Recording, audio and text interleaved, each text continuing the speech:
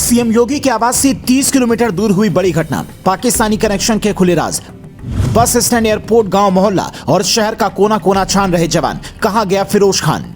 नेपाल से चलाता है अपना काला साम्राज्य। पोलैंड में बैठे बैठे भेजता है डॉलर। अब खुद योगी पढ़ेंगे फाइल।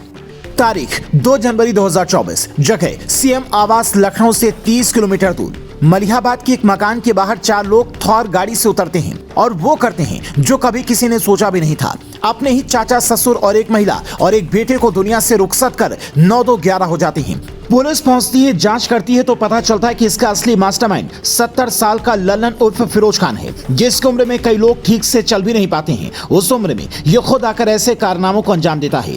पुलिस का माथा तब और ज्यादा ठनक जाता है जब पता चलता है कि इसका नेपाल, पाकिस्तान और पोलैंड से गहरा कनेक्शन है। फाइल में कई ऐसी बातें लिखी थी जिसे पढ़कर खुद अधिकारी भी सन रह गए। 70 साल का ललन खुद को गब्बर कहलवाना पसंद करता था।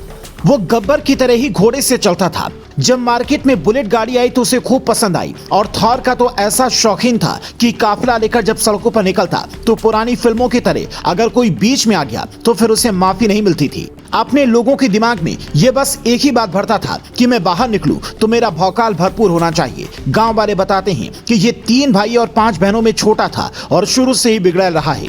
जिस काकोरी की कहानी हम और आप इतिहास में पढ़ते आए हैं, उस काकोरी में उसने ईंट भट्टे में जो किया उसे सुनकर आज भी लोगों के चेहरे का भाव बदल जाता है। कुल 18 मामले इसके खिलाफ पुलिस थाने में दर्ज हैं और ना जाने कितने ऐसे होंगे जो थाने पहुंच भी नहीं पाए होंगे।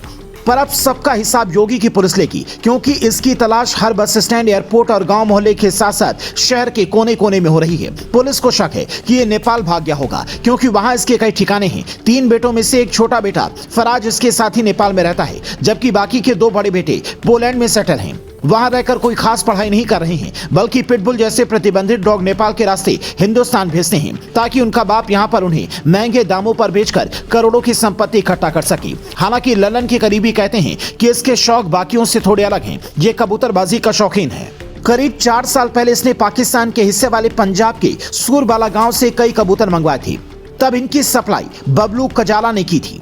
उसी कजाला को ढूंढकर अब पुलिस फिरोज खान का सारा काला चिट्ठा खोलना चाहती है, क्योंकि मामला लखनऊ का ही है। इसीलिए हो सकता है कि सीएम योगी इसकी फाइल मंगवा कर देखें और सीधा बुलडोजर भेज दें।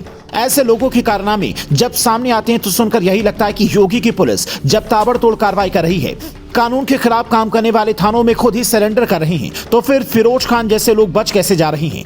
क्या इतनी ऐसे लोगों के लिए और सख्ती बढ़ानी होगी? कई लोग कहते हैं कि फिरोज का भौकाल सिर्फ इसलिए नहीं है कि वो खुद को गब्बर समझता है, बल्कि उसका राजनीतिक कनेक्शन भी है। तभी तो योगी राज में इसकी हनक कम नहीं हुई है। साल 2015 और 16 अपने भतीजों को इसने सपा से ब्लॉक प्रमुख का टिकट दिलवाकर चुनाव भी लड़वाया था। पर अब लगता है कि इसकी कहानी भी अतीक और मुख्तार की तरह होने वाली है।